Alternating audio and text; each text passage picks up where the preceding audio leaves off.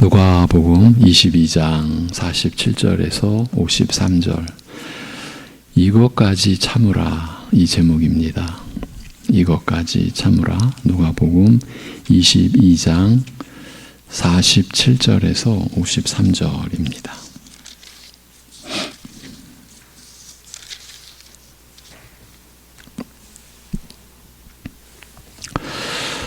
말씀하실 때에 한 무리가 오는데 12 중에 하나인 유다라 하는 자가 그들을 앞장서 와서 예수께 입을 맞추려고 가까이 하는지라.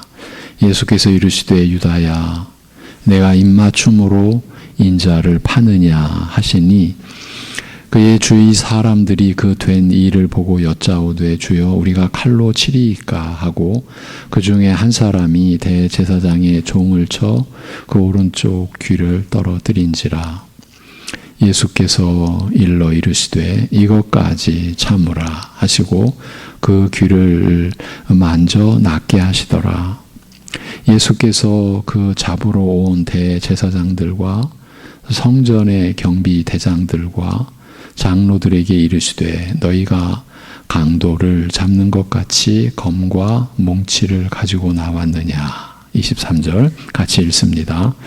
내가 날마다 너희와 함께 성전에 있을 때에 내게 손을 대지 아니하였도다.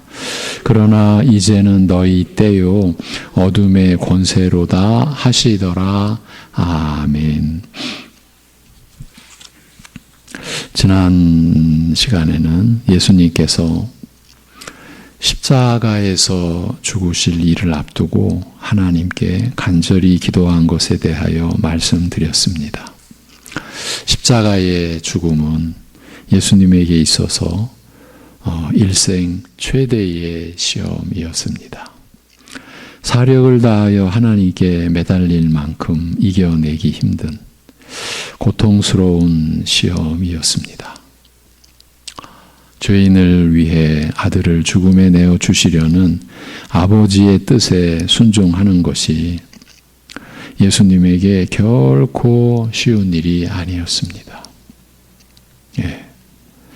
내 뜻대로 마옵시고 아버지 뜻대로 하옵소서라고 아버지의 뜻에 자신을 맡기는 가운데서도 몸과 마음이 함께 기진하여 천사가 그 힘을 도와야 할 만큼 이 마지막 순종의 시험은 어렵고 고통스러운 것이었습니다. 단순히 육신의 죽음과 고통을 두려워하셨기 때문이 아니었습니다. 그래서 지난 시간 이 내용을 우리가 나눌 때에 어느 철학자의 용감한 죽음과 자신의 신념을 위해서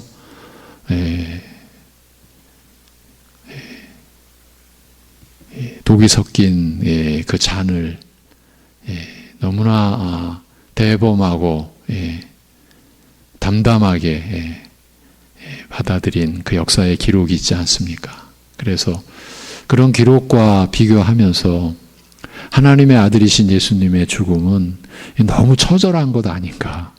저 어릴 적에 이런 얘기 들었고요. 이런 글들도 있고요. 좋은 의미든 나쁜 의미든 이런 그 비교라든가 이런 그 내용은 굉장히 참 사실은 무지한 거죠. 단순히 육신의 죽음과 고통을 예수님께서 두려워하셨기 때문이 아니었습니다. 모든 인간의 흉악한 죄악을 친히 담당하시고 또 정죄 당하시고 저주 받으시되 하나님의 진노의 잔, 이 모든 죄악에 대하여 한치의 긍휼과 자비도 없이 무자비하게 쏟아부으시는 하나님의 맹렬한 진노를 받으시며 하나님으로부터 완전히 버림받는 영적, 육적 죽음, 이것이 십자가의 죽음이었기 때문입니다. 여러분, 이 모든 죄악에 대하여 한치의 긍휼과 자비도 없이 무자비하게 쏟아부으시는 하나님의 맹렬한 진노, 예수님께서 받으신 그 진노가 이런 것이었습니다. 여러분, 이런 말씀들이 결코 간단치 않습니다. 지금 전 세계의 영적 지도자, 사람들이 그를 참 자신들의 영적 지도자, 이 시대를 밝히는 그야말로 성자 이상의 그런 대우를 해주는 그런 지도자들이 우리 주변에 있습니다. 영적 지도자들. 그런데 그들의 글을 보면요, 사랑의 하나님이 그렇게 진노하실 수 없다. 그러니까 그 영적 지도자가 사실은 하나님께서 세우신 지도자가 아닌 것이죠. 자신의 경건, 자신이 쌓아올린 인격적인 그런 그 수련의 어떤 그 나름대로의 세상에서 대접받을 수 있는 그런 정도의 어떤 권위, 빚, 그걸 가지고, 그러나 온 세상의 영적 지도자로 그런 이들의 책은 계속 사람들에게 소중하게 여겨지고. 그런데 여러분, 제가 방금 전에 하나님의 그 사랑이 이런 진노를 쏟아부으실 수 없고, 그러니 지옥 같은 것은 결코 있을 수 없다. 이런 내용을 처음부터 내놓겠습니까? 안 그렇습니다.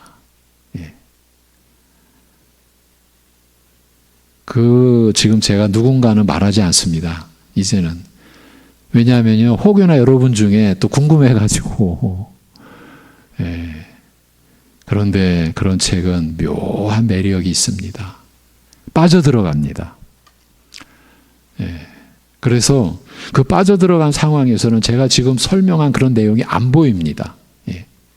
얼마 전에도요, 이번에 이제 우리 교단과 서로 어려우니까 그 대신 교단이 합력해서 이제 선교사 훈련을 같이 합니다. 소수니까 같이 하는데, 그쪽 선교 원장님께서 바로 식사를 하시는데 제 앞에서 그분 얘기를 하시면 저는 깜짝 놀랐어요. 그래서 제가 이제 정중히 사실은 그분이 하나님의 심판을 부정하십니다. 깜짝 놀라시는 거예요. 아니, 그러면 그거는 사실입니다. 그렇습니다, 여러분. 우리가 그리스도의 십자가의 죽음의 그 의미와 그 안에 담긴 은혜를 우리가 바로 알아가는 것도요, 전적인 하나님의 역사입니다. 하나님께서 주신 은혜 아니면요, 못 받아들입니다.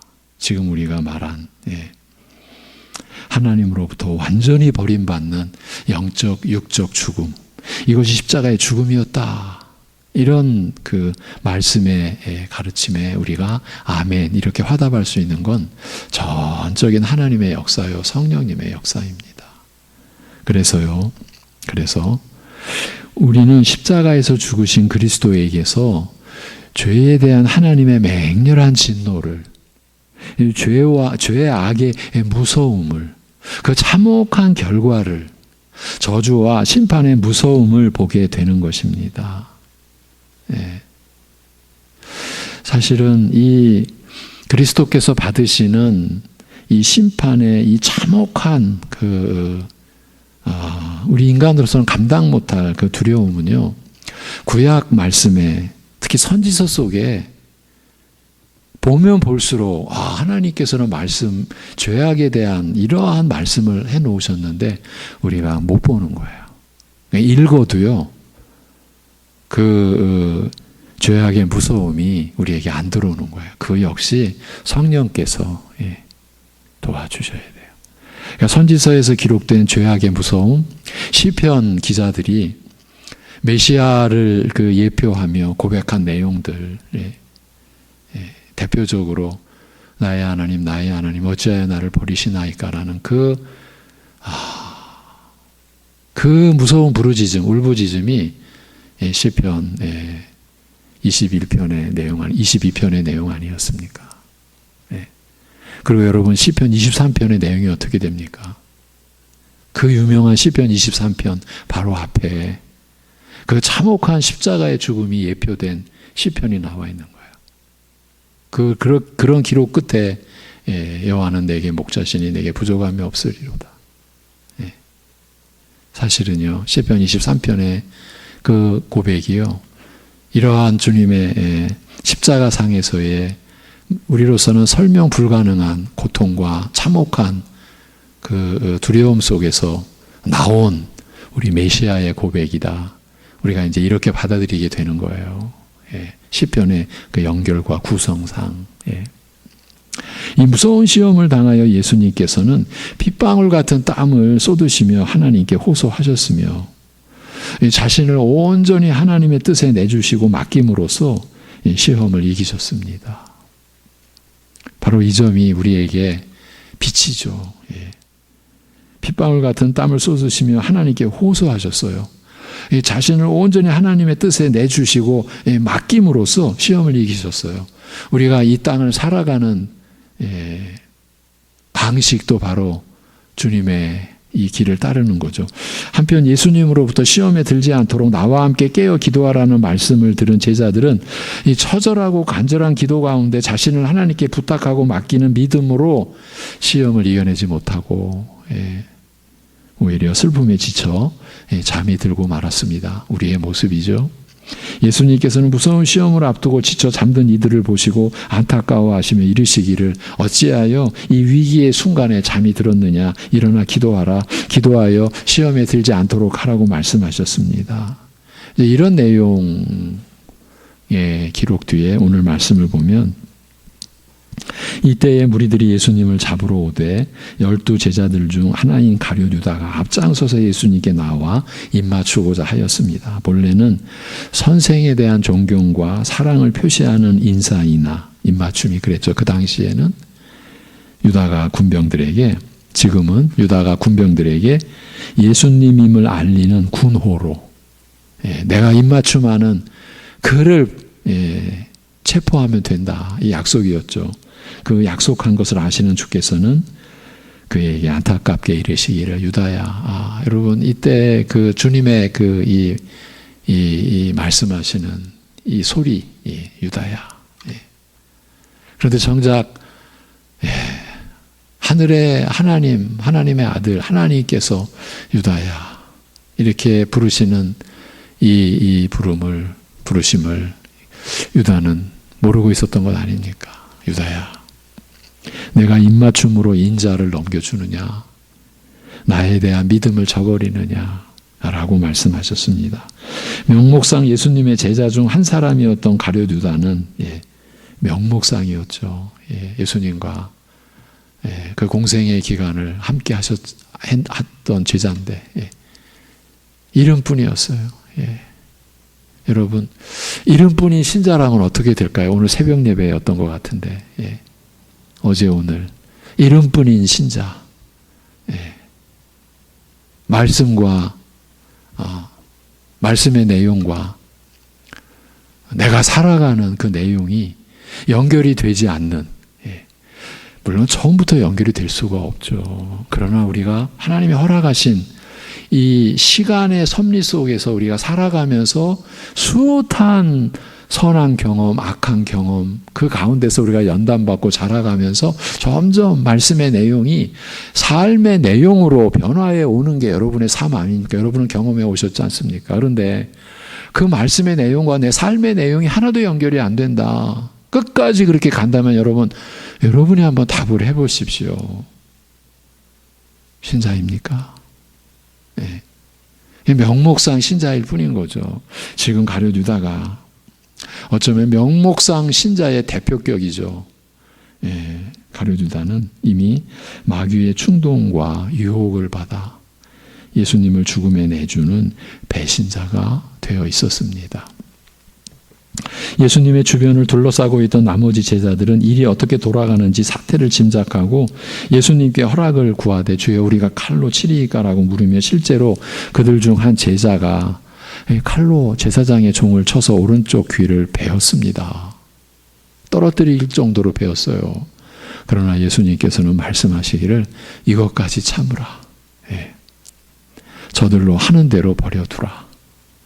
여러분, 버려두라라고 하는 이 말은요, 굉장히 무서운 말씀입니다. 이 로마서 1장, 2장, 3장이 인간의 전적 타락, 인간의 전적 부패와 전적 무능력에 대한 어쩌면 성경에 가장 집약된 1장 중반부터 3장 중반까지가, 거기에 1장 하반절, 1장 끝부분에 가면 버려둔다라는 표현이 거듭거듭 나옵니다. 무서운 말입니다. 우리는 죄악 가운데 열심히 살아요. 마치 죄악을 범하는 게 자기 권리처럼 여기고 자기 능력처럼 여기고 죄악을 즐기며 살아요. 사람들은.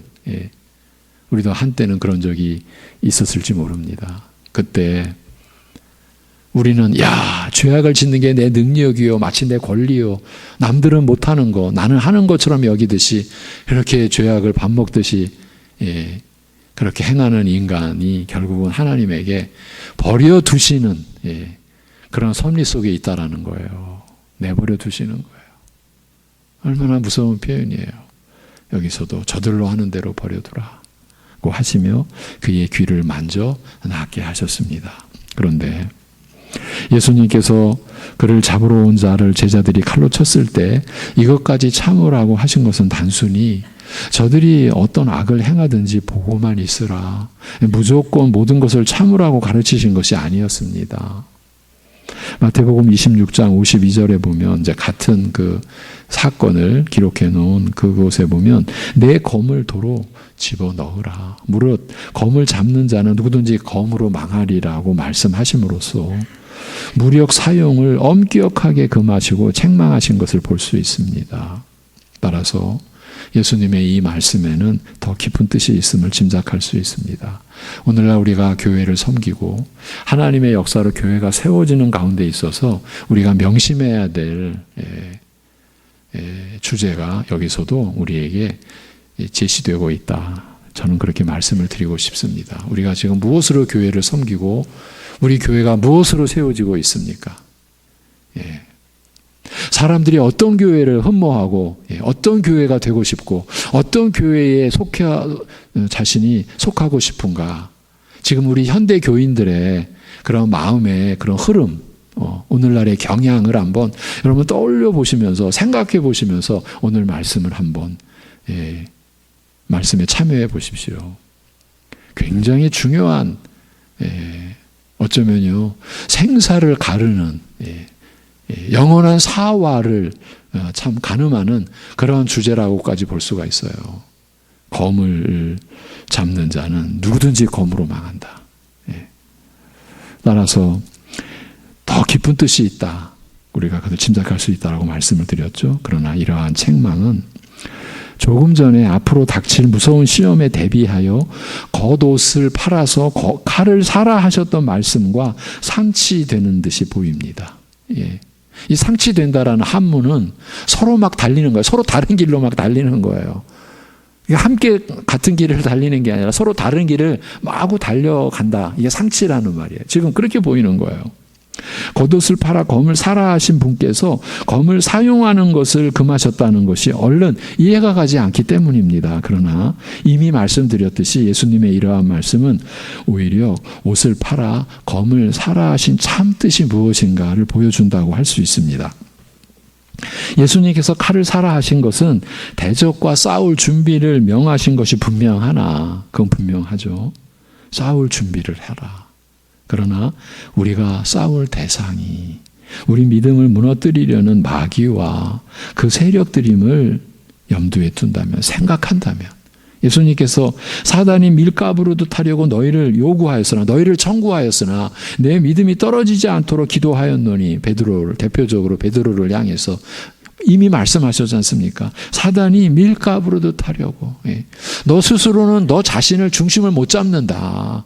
너 스스로는 너 자신을 못 지킨다. 사단이 밀가부로도 타려고 너희를 청구하였으나 내 믿음이 떨어지지 않도록 기도하였노니. 이것은 결코 문자 그대로, 그러니까 쇠로 만든 칼을 준비하여 칼로서라는 말이 의미하는 게 뭡니까? 내 힘으로써, 무력으로서 싸우라는 뜻이 아님을 알 수 있습니다. 예수님께서 의도하신 것은 영적 대적과 싸울 영적 무기, 신령한 검이었습니다.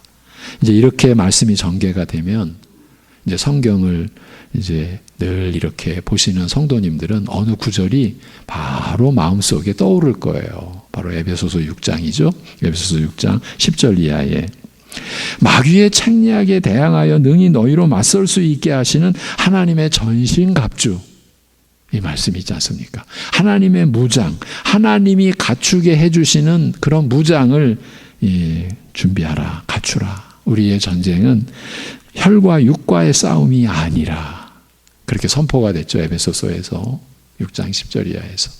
여러분, 이건 모든 시대의 교회에 적용되는 말씀이에요. 오늘 우리에게도 적용되는 말씀이에요. 한 개인 성도에게도 적용되는 말씀이에요.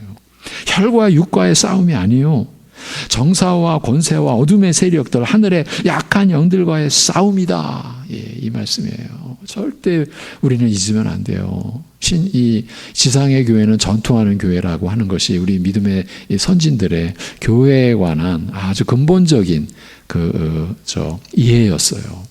신앙 고백이었어요. 지상은 승리한 교회, 영광의 교회. 그러니까 천상은 영광의 승리한 교회, 지상은 전투하는 교회. 그런데 그 전투의 대상이 혈과 육이 아니에요. 하늘의 악한 영들과의 싸움이에요. 그러니 너희는 이들과 싸울 무장을 갖추되, 하나님의 전신갑주를 갖추되 무엇입니까? 진리와 의와 평안의 복음과 믿음과 성령의 검 곧 하나님의 말씀으로 영적 무장을 갖추라고 하신 것이에요. 제자들을 향하여 시험에 들지 않도록 기도하라고 하신 것은 하나님께 간구하여 이러한 영적 무장을 갖추도록 하라, 이러한 영적 무장의 은혜를 구하라는 뜻이었습니다. 이러한 은혜를 베풀어 능히 너희로 하여금 모든 마귀의 시험을 이기게 하실 하나님께 너희를 맡기고 부탁하라라는 말씀이었습니다. 오늘 우리 모든 신자들이 이 말씀을 붙들고 살아야죠. 이 말씀이 우리 안에 역사해서, 그래서 마귀의 시험을, 모든 시험을 이기게 하실 하나님께 우리 자신을 맡기고, 여러분, 우리 자신을 맡기려면은요, 자기가 자기를 움켜쥐고 있으면 안 돼요. 제가 이 이야기도 참 여러 번 했어요. 제가 직접 겪은 거니까. 제가 이제 20대 초반에 참 많은 경험을 함께 했던 친구, 지금은 이제 좀 떨어져 있어서 못 만납니다. 제가 오히려 연락을 못하고 그 친구가 이제 연락을 가끔 줍니다.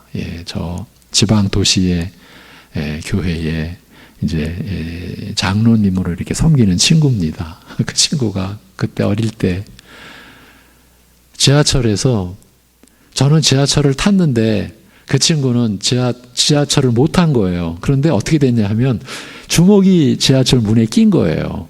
근데 지금은 모든 센서가 잘 구비되어 있으니까 그렇게 되면은 출발 안 하든가 문이 열리든가 할 것 같아요, 지금은. 근데 몇십 년 전에는 그냥 출발을 했어요. 그러니까 나는 이러고 있을 뿐이고 안에서 어떻게 도와줄 수가 없잖아요.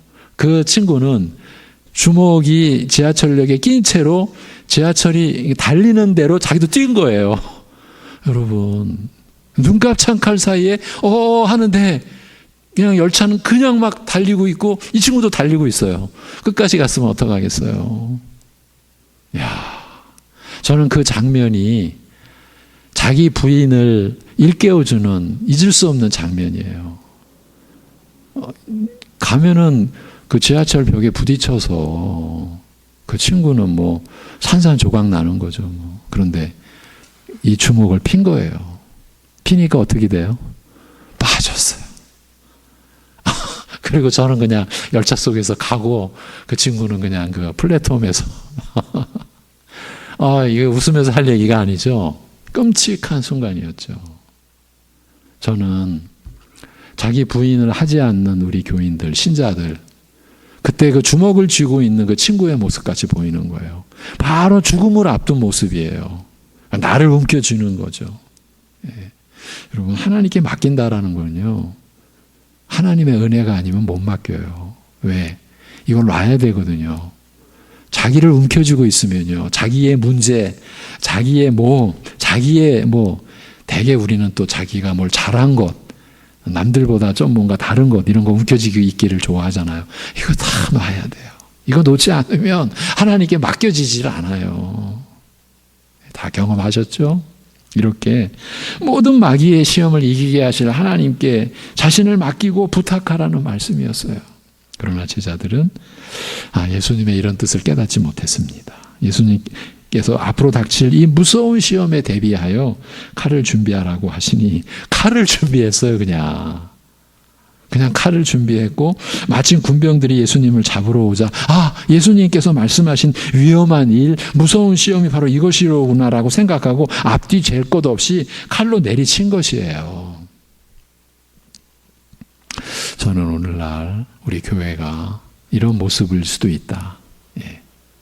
혈과 육의 싸움으로 여기고, 이렇게 교회가 칼을 준비하고, 교회가 칼을 준비해서 칼날을 막 자기 것, 자기 힘, 자기의 어떠한 내보일 것, 어쩌면 이거를 준비하고 있는 것은 아닌가, 그런 게 많이 느껴집니다. 사실은요. 그러나 실상 제자들은 그런 외적 위험과 위협 배후에 있는 진정한 대적 세력과 참으로 무서운 시험은 보지 못했습니다. 이것이죠. 그들은 그저 눈에 보이는 외적인 위협밖에 보지 못한 것이에요. 오늘 우리도 여러 가지 외적 위협에 대해서 교회가 말들을 하죠. 그러나 우리가 봐야 될 것은 진정한 대적 세력, 참으로 무서운 시험, 그것을 보게 해달라고. 그래서 우리가 말씀 안으로 들어가야 되고, 그 말씀을 일깨워 주시는 성령님의 인도하심을 우리가 따라야 되는 거죠.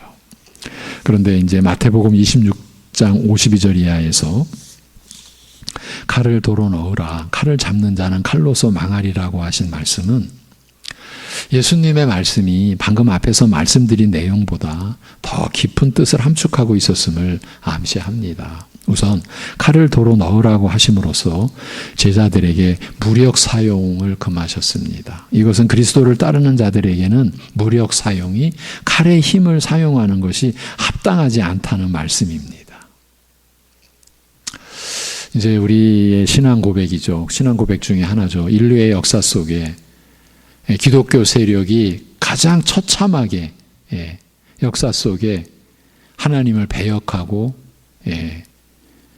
이 세상 속에서 하나님의 영광을 아주 욕되게 하고 하나님의 그 영광을 짓밟은 시대적인 사건, 십자군 전쟁. 여러분, 십자군 전쟁이 회를 거듭하면서 나중에는요, 얼마나 비참한 상태까지 갔냐 하면 어린아이들을 화살바지로 전면에 내세웁니다. 교회가 그런 일을 했어요. 이제 내보낼 군사가 없으니까 나중에는 어린아이들을요, 하나님의 영광을 위한다는 정말 가증스러운 명목을 가지고 어린아이들을 화살바지, 창바지로 전면에 내세우는 십자군 전쟁의 기록도 있습니다. 너무 처참하고 그야말로 죄스럽고 수치스러운 기독교 역사의 한 대목이에요. 십자군 전쟁은요. 세상 권력과 교회가 결탁한 그야말로 처참한 기록입니다. 지금 그 말씀을 하시는 거예요.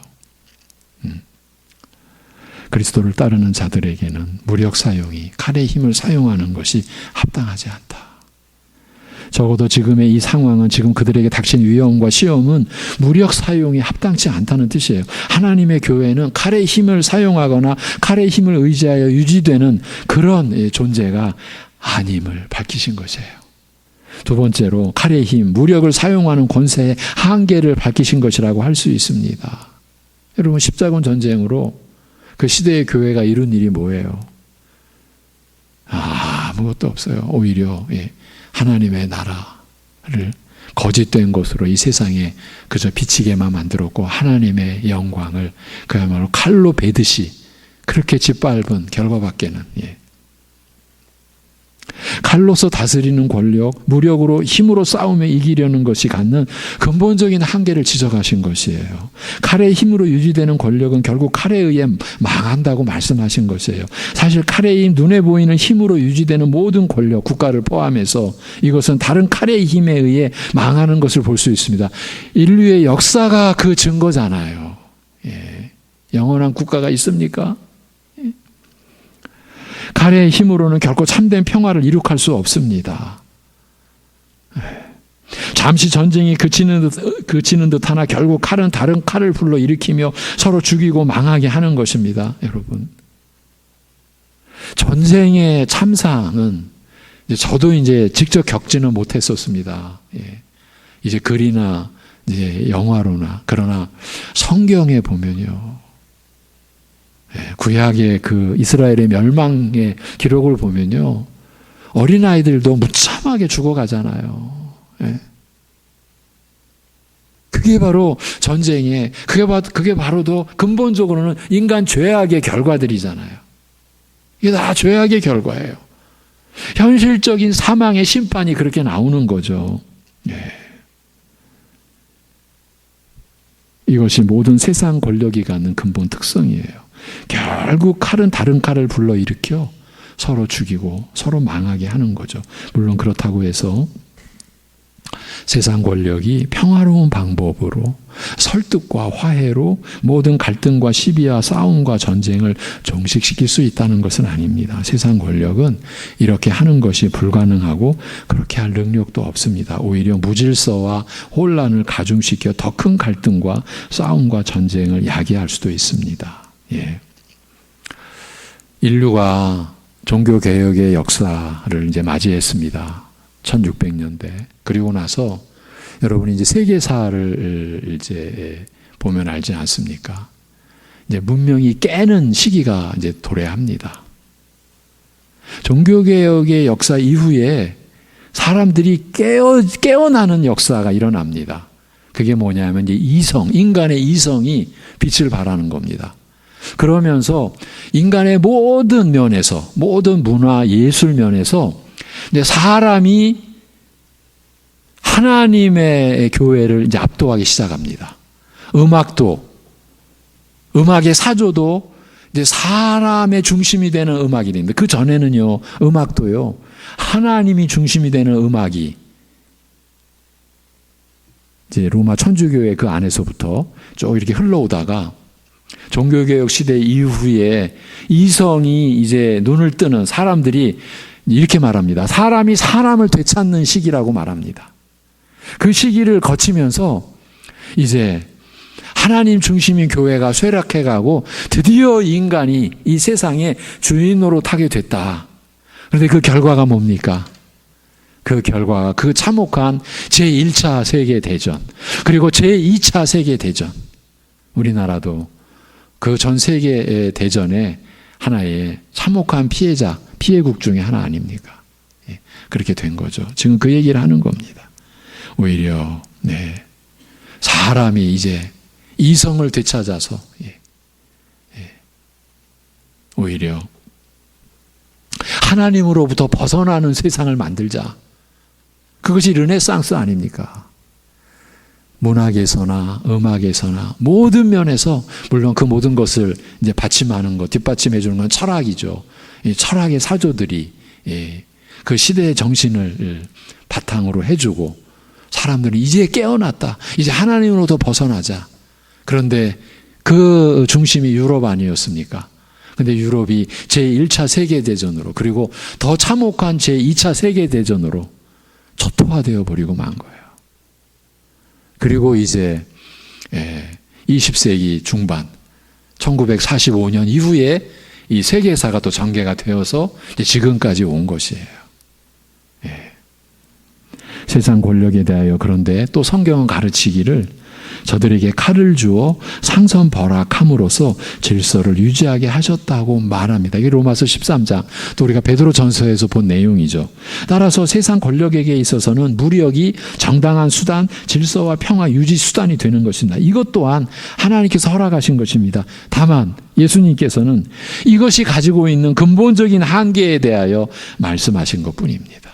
하나님이 허락하신 그 무력의 정당한 수단, 그러나 그것은 결국은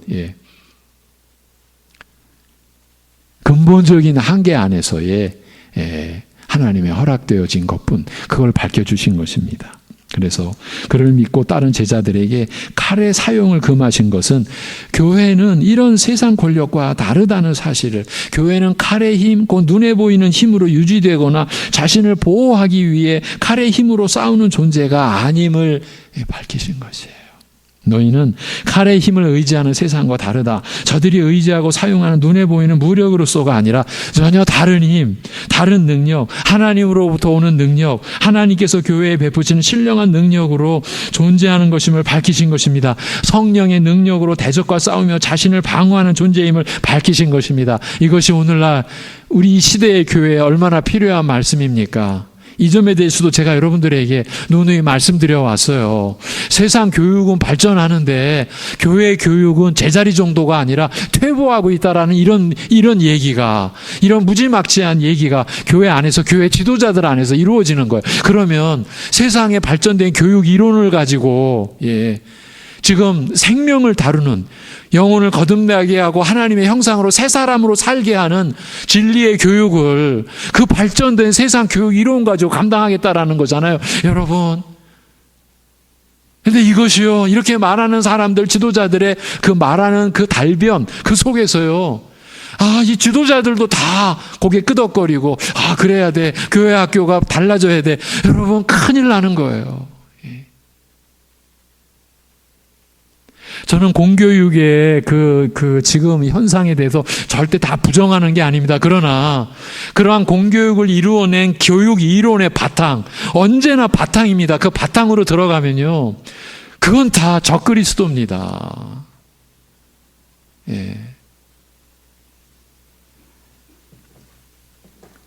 100년 전, 지금으로부터 100년 이전에 이 교육 이론이 체계화되는 과정에서 있었던 그런 역사를 조금이라도 우리가 접근할 수 있다면요, 무섭습니다. 그러니까 신자로서 공교육에 참여하는 우리 성도님들은 그만큼 고뇌할 수밖에 없고, 당연하죠. 진화론과 창조론의 그 틈바구니에서 고뇌할 수밖에 없고 기도할 수밖에 없는 거죠. 진화론에 아이들을 맡겨버릴 수가 없잖아요. 그건 거짓인데. 그리고 하나님의 창조, 전능하다 천지를 만드신 사도신경 신앙 고백의 첫 구절을 훼손하는 것 아닙니까? 그럼 제가 지금 교회 교육만 얘기를 했어요. 그거 아니고요, 교회 전반에서 세상 것을 본받으려고 하는 그런 움직임들이 끊임없이 일어납니다. 어쩌면요, 제가 여러분을 대표해서 그 싸움을 벌여온 거예요. 여러분은 모르십니다. 노예에 가서, 총회에 가서, 여기 가서 교육받자, 저기 가서 훈련받자, 수백만 원 그 이상 돈 들여서 저 태평양 건너가서 세미나 받고 오자. 제가 그런 제안을 한두 번 받았겠습니까? 여러분을 보호하기 위해서 저는 못 간다고, 그들의 뿌리를 알기 전에는 못 간다고.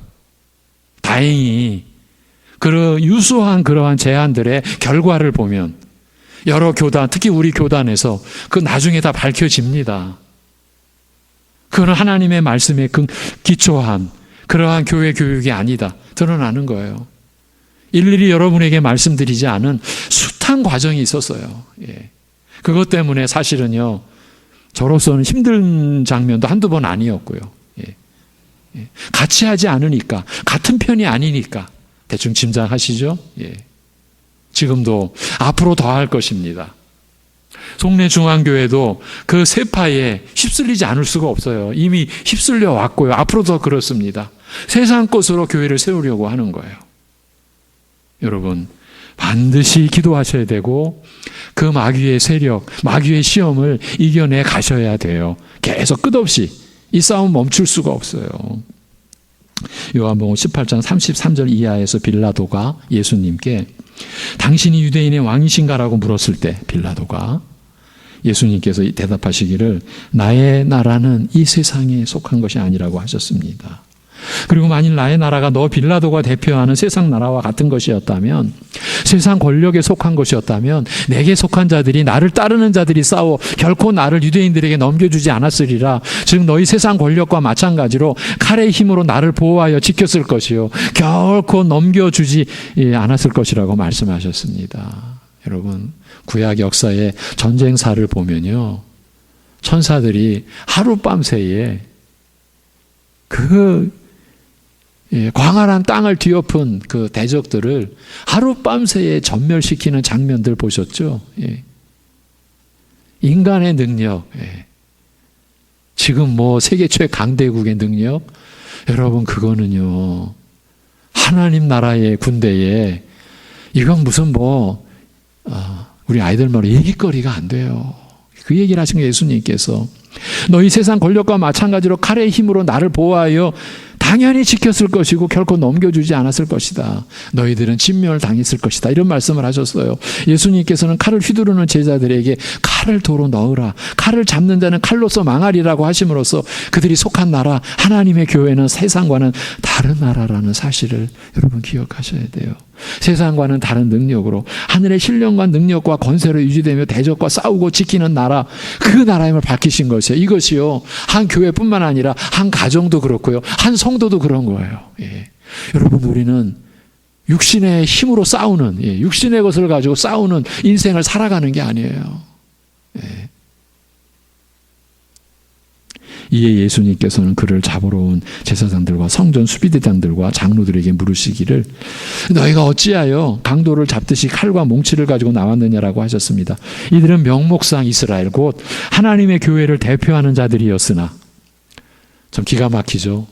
하나님의 교회를 대표하는 자들이었어요. 여러분, 절대로 2000년 전에 예수님께서 이 세상에 계실 때의 상황이라고만 보시면 안 됩니다. 오늘날도 이 일은 그대로 진행이 되고 있습니다.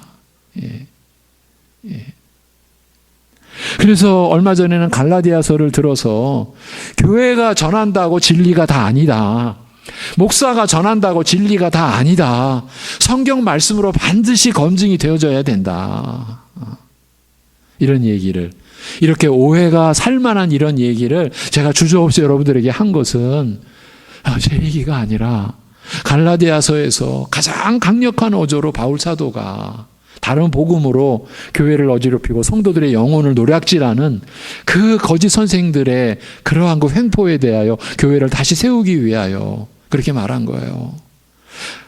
교회 지도자들이 전한다고 하나님의 말씀이 아니다. 그런데 우리는 너무 쉽게 넘어간다고요. 너무 쉽게.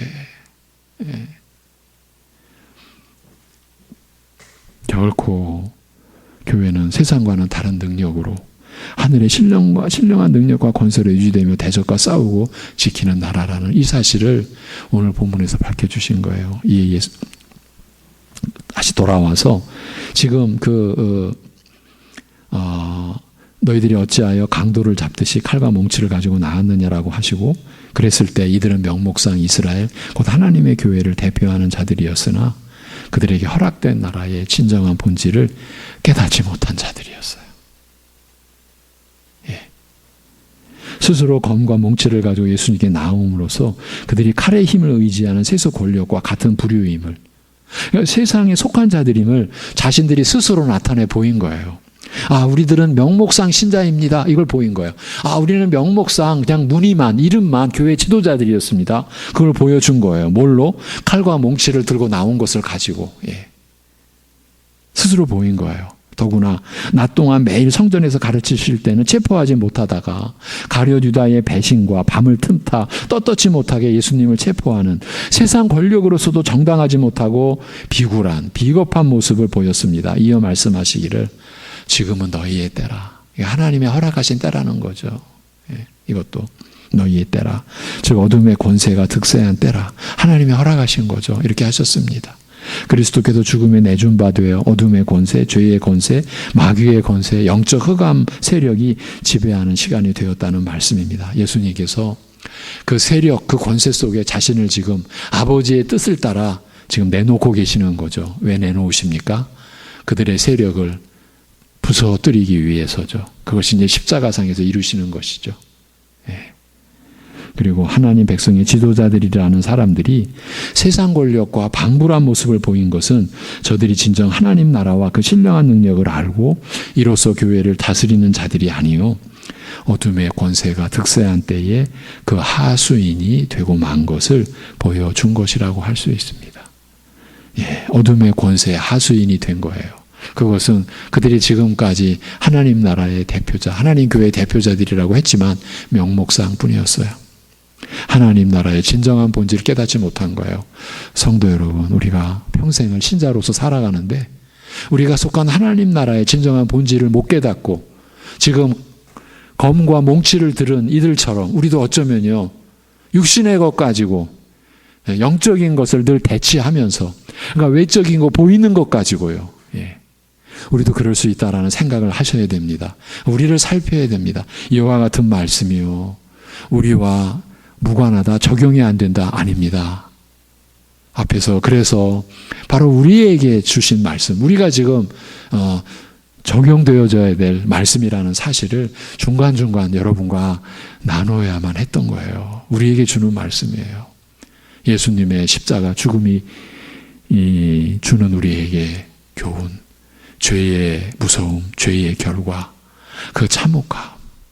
우리는 그리스도의 십자가에서 죄의 무서움과 그 참혹한 결과를 볼 수 있어야만 합니다. 그것도 역시 하나님께 은혜를 구해야만 합니다. 그리고 칼을 도로 집어넣어라. 이것까지 참으라고 하신 말씀 속에서 하나님 나라의 본질이 무엇인가를 결코 세상 권력과 세상의 능력과 같은 그런 부류의 나라가 아니다. 우리는 전적으로 하늘의 신령한 능력과 권세로 유지되는, 그래서 대적과 싸우고 승리하는 나라. 그렇기 때문에 우리는 우리 자신의 모든 걸 부인하고요, 하나님께 우리 자신을 맡기며 하나님이 베풀어 주시는 은혜와 하나님이 주시는 믿음을 통해 주시는 지혜와 능력으로 마귀의 대적과 싸워 이기며 주님이 완전히 승리하신 그 길에 우리가 함께 들어가서, 그리스도에 연합된 우리가 들어가서 그 승리를 누리며 살아가는 것이 신자의 생애라는 것이죠. 이제 어둠의 권세가 지배하는 시간이 되고 이와 함께 제자들에게 무서운 시험의 때가 닥치게 된 것, 그것을 예수님께서 알리시면서 오늘 본문은 끝납니다. 지금은 너희의 때라. 기도하겠습니다. 시간을 주장하시고 섭리하시는 하나님 아버지, 그 모든 흑암의 권세들, 죄와 사망과 사탄의 권세를 십자가 상에서 다 물리치시고 다 멸하시고 온전히 승리하시기 위하여 그들 권세에게 자신을 내어주시는 아버지의 뜻을 따라 우리의 모든 죄악을 담당하시려고, 그리고 사망까지도, 그리고 사탄의 권세까지도 다 친히 담당하시려고 십자가에 자신을 내어주시는 그러한 그 역사적인 인류 역사의 가장 중요한 그러한 그 상황의 말씀을 오늘 우리에게 들려주시며 우리로 하여금 또 깨닫도록 하나님 나라의 본질에 우리가 다가가도록 인도하여 주심을 감사합니다. 하나님 아버지, 그러기에 우리가 평생 알았다고 자족하지 않게 하여 주옵소서. 스스로 자만하지 않게 하여 주옵소서.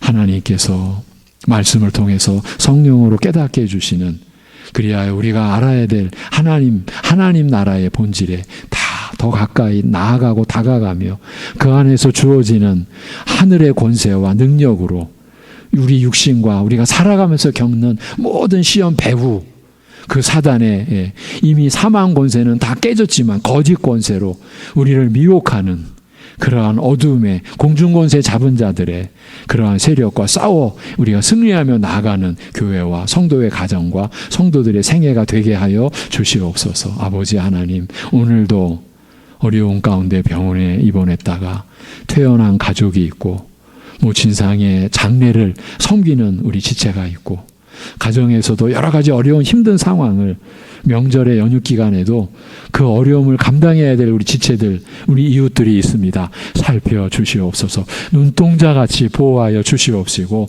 하나님의 능력으로 일어나게, 그리고 그 고난을 통해 주님을 더 알아가는 은혜를 누릴 수 있게 하여 주시옵소서. 명절 기간 동안 사랑하는 성도들의 가정마다 모든 형편이 다르고 상황이 다른 가정마다 하나님께서 함께해 주시고 인도해 주옵시고, 그리하여 주님의 은혜 안에서 보낸 명절 되게 하여 주시옵소서. 이 모든 것을 주님께 의탁하오며 주 예수 그리스도의 이름으로 기도하옵나이다. 아멘.